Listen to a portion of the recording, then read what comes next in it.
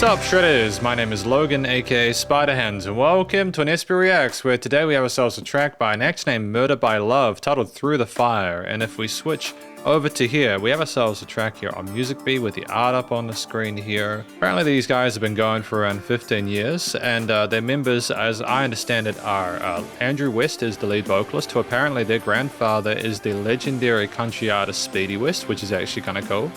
Drums and backup vocals, and I apologize if I mispronounced this, Finuchane? Hopefully I'm not butchering that too much. And bass and backup vocals from Stefan Farnham. So we're going to listen through this track from start till finish, and we're going to hear what we think. Let's do it, let's go. Really resonant kick. Okay.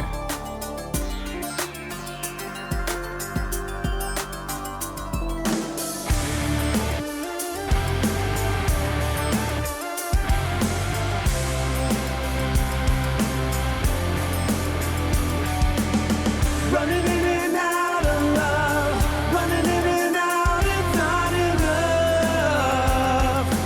Can you feel it, baby? Walking through the fire, I see your eyes. Great vocal harmonies. Another bad dream, but I can't see the line in front of me. We always thought that we would let love shine. You broke my heart in two. That time has passed us by. Running in and out of love, running in and out, it's not enough. Can you feel it, baby? Running in and out of time. I do my best to hold the line. Can you feel it? And I love these synth layers and sequences, they're so colorful.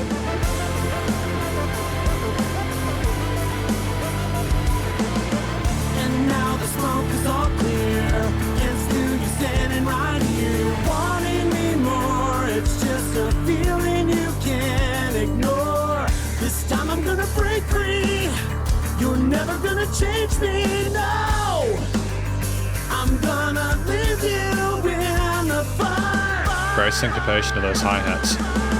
Running in and out of love, running in and out, it's not enough. Can you feel it, baby? Running in and out of time. I do my best to hold the line. Can you feel it? Walking through the fire, I see your eyes. Nothing here to stop me. We all go blind, never getting back what we all deserve. Gonna keep on fighting, gonna take that curve. Running against the hands of time. Though I know at the end it'll be alright. Up to the edge, I'm gonna take that fall. Seeing the light, or we lose it all. Running against the hands of time. Though I know in the end it'll be alright.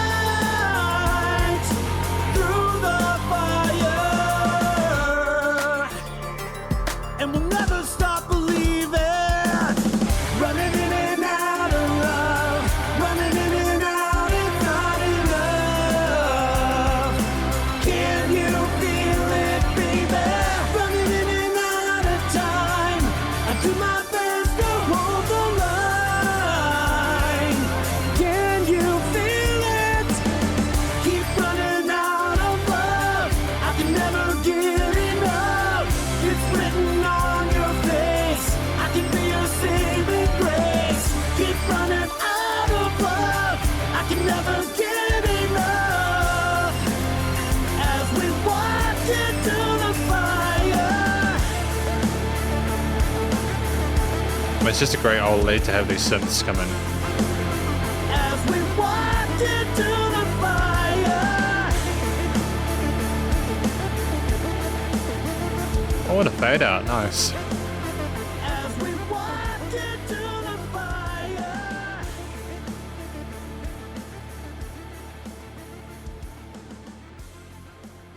As we walk into the fire. I think that's a classy way of ending that track. I'm not always sure of the purpose of fade outs in songs, but this one, you're just kind of repeating that through the fire thing as if the story lives on and we're going to get there eventually. Solid track. We're going to talk about it more in the conclusion. Because welcome to the conclusion of my review of this track from an act named Murder by Love, titled Through the Fire. In this section, I'm going to be providing an overall song analysis, as well as any applicable constructive critique, and then finally my general thoughts from a listener's perspective. But first of all, what do we think this track is about? I think this track is about someone who is both discussing the difficulties that they're having through this, someone kind of getting incinerated by all the fear and tension and sort of like discourse and brutality of it.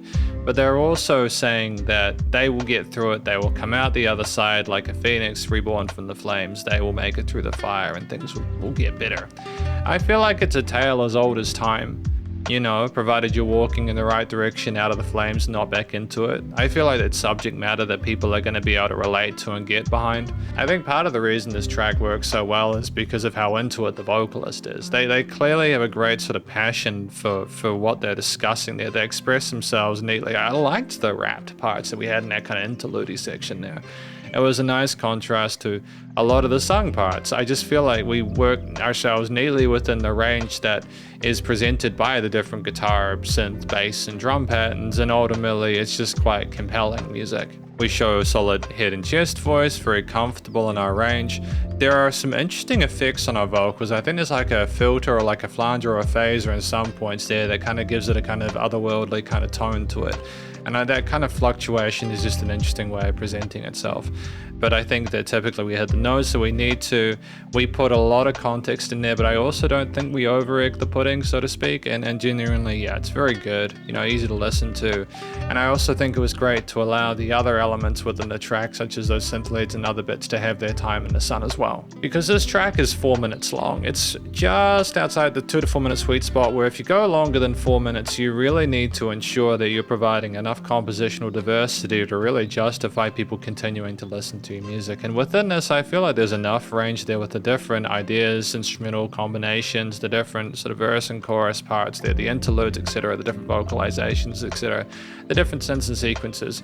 There's enough in there to keep you entertained and intrigued. I also feel like there's a great sort of sense of catchiness to the hook there with the way that the meat is covered there, the vocal melodies, harmonies, how they coalesce. And I think also, to be fair, it's kind of technically within that 2 to 4 minute, primarily because a lot of that last sort of bit is a fade out there, so it kind of really starts to end around the 3 minute 50 mark. It's such an intense start to the track though, with those sampled kicks and claps there. It's got a great push and presence to it. It pulses and it lets you know, hey, we might be having some rock within this, but for now we've also got some really kind of interesting electronic elements there.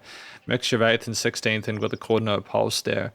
I dig that. And then you get all these other synth sequences and kind of jingly electronic sounds that go around the stereo field, and it's very kind of mysterious sounding because of lack of one sort of be too resolute with a specific chord progression or anything like that.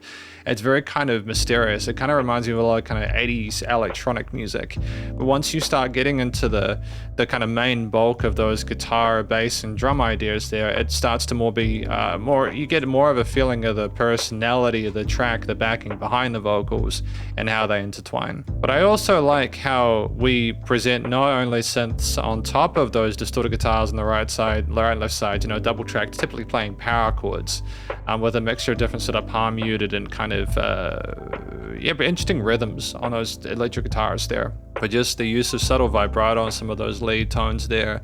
Again, playing notes that not just the root notes for the leads there. We're kind of playing, even using intervals that maybe are a little bit less common, you know, a little bit unconventional there to add a sense of mystery to the air. There's danger because of the tone of the guitars, but there's also, again, a curiosity, I suppose, because of how the synthetic elements are being presented there. And I think it's great that occasionally we're more sort of like solid leads. Other times we have we're kind of like stuttered kind of sequencer synths as well, just as a different sort of feather in the hat. Because the chiminess of some of those natural harmonics that you have alongside the new metalish kind of rhythm guitar power chords and distortion, etc., they match each other really neatly. And you have the bass underneath there, nice and vigorous and just incredibly sort of like potent, reinforcing all of those root notes and other elements within the main triads of those chords. With the drums, the actual full drum kit coming in and presenting an interesting array of different cymbal, kick, and snare oriented, with some double kicks to be fair, quarter, eighth, and 16th note patterns. And I also think it's cool to allow the vocals to have space without the guitar surrounding them. Vocals typically orient in a similar position in the frequency spectrum to the guitarist there. So we're taking turns with different elements in a certain part of a certain octave pitch to allow them presence in different ideas. I mean, that's also why you double track the rhythm guitars and right on the sides of the stereo field to make them sound really thick and full. But just knowing to not ride the line too tightly is good.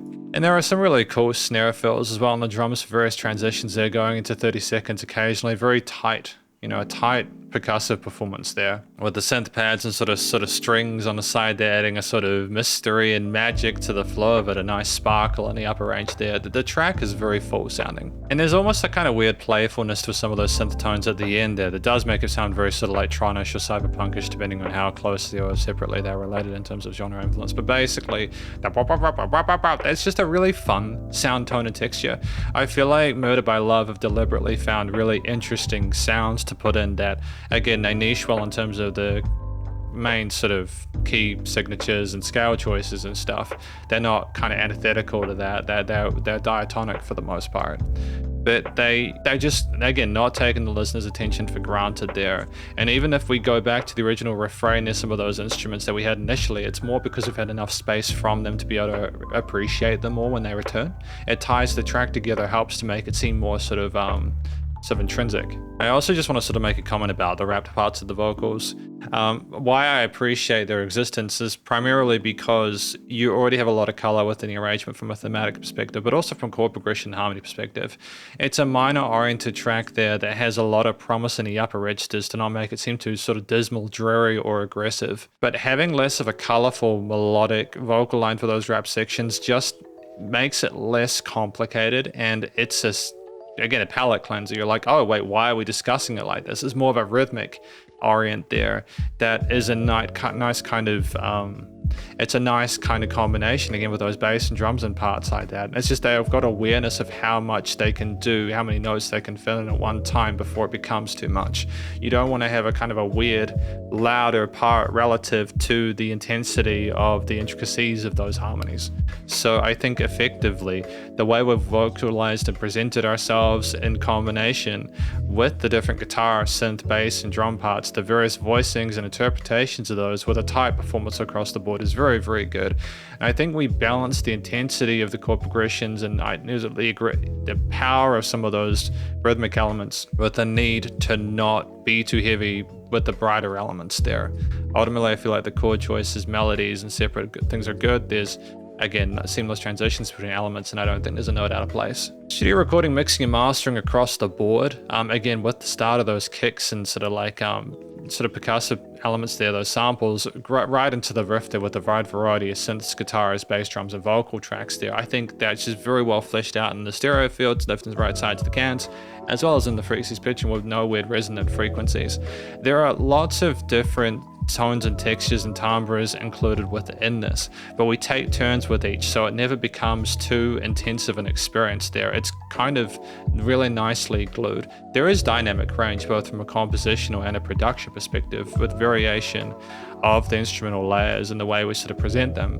But I think also it's like commercial grade in the sense that, like, for the most part, I dig the way that we handle how smooth it is. It's nice and low without pumping, but there's a bit of pumping with some of the percussive patterns and stuff like that, and there's definitely pumping with the starting elements there. Bus compression limiting is handled. I mean, I would say potentially there was some resonant frequencies in some of the vocal lines at the end of some of those choruses. Like I noticed something a little bit in the lower range, but that could just potentially have been deliberate there, just to have it, because I think there was like an effect on it that was kind of changing the way it was presented and it's sort of like high pass or low passes. But either way, very, very good. So yeah, no applicable constructive critique for me for this one, just a great sort of first impression to their work. From a general listener's perspective, I enjoyed my time with this. I can relate to the subject matter. I think there is going to be an audience who can relate to the subject matter.